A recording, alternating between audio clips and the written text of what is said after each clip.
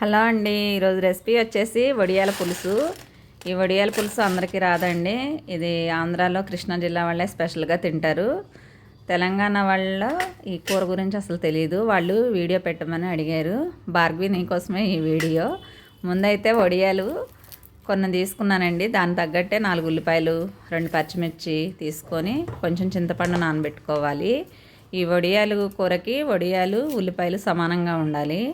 వడియాలు ఎక్కువ ఉన్న ఉల్లిపాయలు ఎక్కువైనా బాగోవండి. 2 సమానంగా ఉంటేనే టేస్ట్ అయితే ఎదిరిపోయిద్ది. దాన్ని తగ్గట్టు చింతపండు కూడా నానబెట్టేసాను. ఇప్పుడు కూర ఎలా చేయాలో చూసేద్దాము.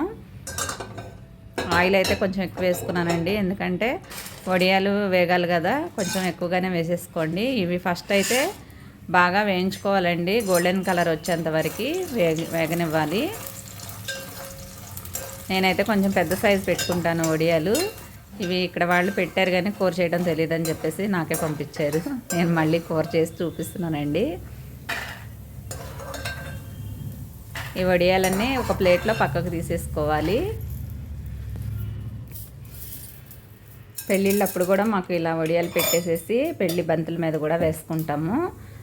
కానీ చాలామందికి తెలియదండి ఈ వడియాల గురించి. అయితే మినప్పిండి రుబ్బి పెట్టుకుంటారు. ఇవి 1 ఇయర్ వరకు స్టాక్ కూడా ఉంటాయి.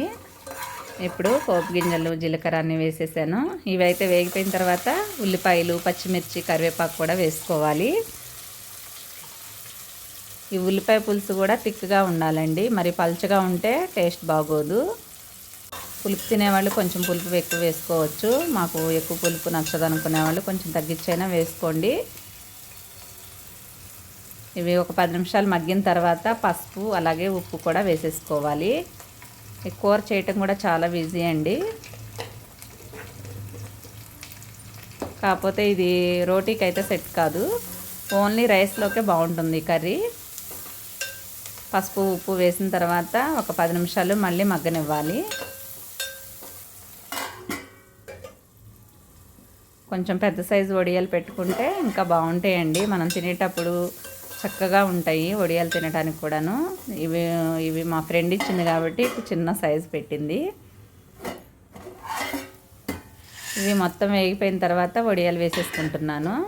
ఈ వడియాలు కూడా వేసిన తర్వాత కారం వేసుకోవాలి. ఇప్పుడు కారం కూడా వేసేసుకుంటున్నాను నేను.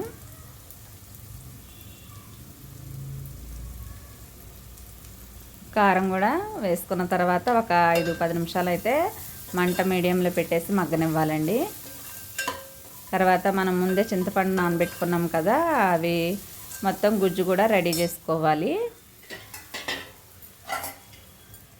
ఇప్పుడు ఆ చింతపండు కూడా పోసుకోవడానికి రెడీ చేసుకుంటాం కదా, ఇది పోసేసేయాలి.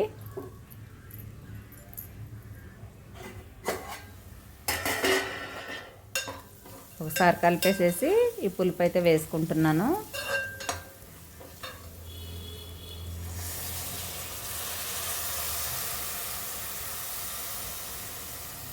ఒకసారి కలిపేసుకొని మళ్ళీ వేసుకుంటాను, ఎందుకంటే వీటితోనే ఉడకదు కాబట్టి కొంచెం వాటర్ ఇంకా పడతాయండి. మళ్ళీ కొంచెం వేసుకోవాలి.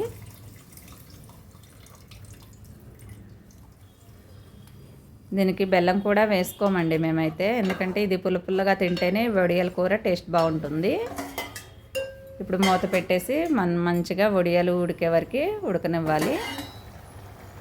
ఇవి కూడా వడియాలు కూడా ఈ పులుపులో ఉడుకుతాయి కాబట్టి పుల్లగా బాగుంటుందండి కూర అయితే. ఇంకా కొంచెం సేపు ఉడకనిద్దాము, దగ్గరకు ఉంటుంది. మళ్ళీ ఒకసారి చూద్దాము. అయిపోయిందండి. ఇప్పుడు వడియాలు పట్టుకొని కూడా చూద్దాము ఉడికాయా, ఎంతవరకు వచ్చాయని చెప్పేసి. వడియాలు కూడా శుభ్రంగా ఉడికాయండి.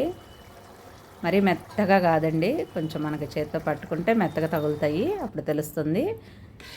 ఇంతేనండి, కర్రీ అయితే రెడీ అయింది. మరి మా వీడియోస్ నచ్చాయని అనుకుంటున్నాను. నచ్చితే లైక్ చేయండి, షేర్ చేయండి, సబ్స్క్రైబ్ అయితే చేసేసుకోండి.